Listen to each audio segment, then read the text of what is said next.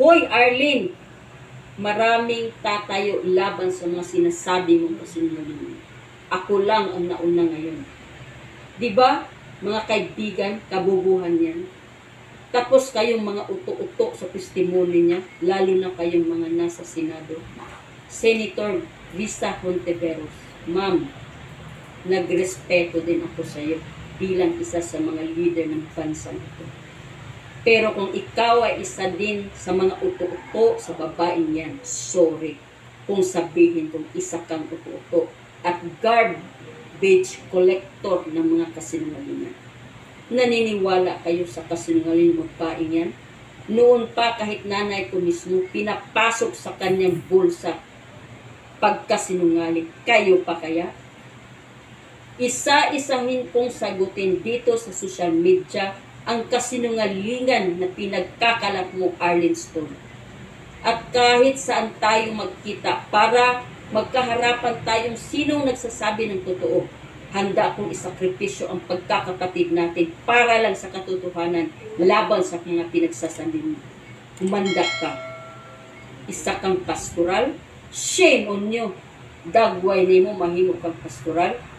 Wala akong maalala na ikaw ay isang pastoral.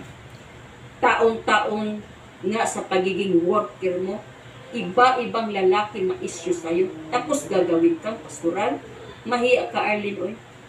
Baka tatayo sa harapan mo ang mga totoong pastoral ni kahit tuldok sa bulpin, wala ka sa list ng mga pastoral. Huwag ka magpamati. Kilala ka namin.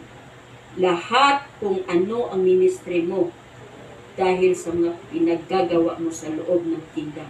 Kayong mga pumapanig sa kanya, di ba nakakahiya? Yung magpanggap ka na pastoral, yung pala tagawalis lang dahil iba-ibang lalaki ang dahilan. Baka gusto mo maghingi ng proof sino mga lalaki. Marami sila. Hintayin mo sila mismo mag-testify sa pagkamamaligyain mo. Hindi ka pinilit, Arlene. Anytime pwede tayong umalis kung ayaw natin, kagaya sa ginawa mo. Pinigilan ka bang umalis? Di ba hindi? 7 years ka lang sa ministry, magkunyari kang marami kang alam kaysa amin. Sa akin, 32 years na ako kasama ni Pastor from the start sa pag-decide kung magiging FTMW. At kayo pa ang maraming alam? Di ba nakakahiya? Di ka na nahiya dahil sanay ka magsinungaling. Sanay ka magagamit ng tao para sa sarili mo. Sa dami mong ginamit na lalaki sa sarili mo para ka mabuhay sa labas. Pinapahid mo kay pastor ang kasamaan na ginagawa mo sa mga lalaki. Shame on you. Grabe ka. Kakapal ng mukha mo.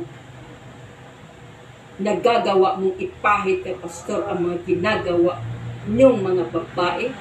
Nagdadrama, nagipang-rape kayo. Unswa, si pastor mang-rape sa inyo. Wa mo kuyape. Anong beauty mayroon kayo?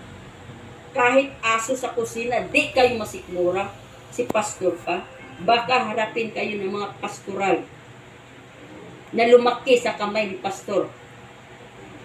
Ang layo ng mukha nyo. Tapos na ginutol mo. Shame on you. Money is the root of all evil. Pakapalan na lang ng mukha para ang magtestimony ng mga kasinungalingan. Saan tayo pwede magkita? Dalhin nyo ang inyong testigo at ebidensya. Gipang-rape kayo. Ang rape sa totoong buhay, ilang lalaki na inyong gipang-baligyaan, tapos ipahid nyo kay pastor, wala mo giluod sa inyong pagalingon, kapamati ninyo, no? At kayong mga FTMWs na lumabas na sa kingdom, tinatawagan kayo, makiisa kayo sa kanya. Well, alam ko na alam nyo ang katotohanan. Pinapakain lang kayo ng pera para baliktarin nyo ang katotohanan. Umpisahan nyong i-check at i-recall ang inyong mga track record sa ministry. Kung may nagawa ba kayong kabutihan na higit pa sa nagawa nyong mga kabulastugan sa loob ng ministry. Handa kami lahat para tumayo sa inyo. Dahil kami ang higit na nakakilala kung sino kayo habang kasama namin kayo bilang mga FTMWs. Kung ano kayo noong nasa loob pa kayo. Kaya Huwag kayong magpauto sa babaeng yan. Dadalhin kayo niyan sa impyerno at sa bilangguan. I tell you. Kung mayroon man nakakilala sa babaeng yan, ako mismo. Siya, 7 years only sa loob. Ako, 30 years na sa loob. Di basta-basta din ang dinadaanan ko, but still I'm happy serving the Father through His appointed Son, Pastor Apollo Siquibulong. Masaya kami. Masaya ako.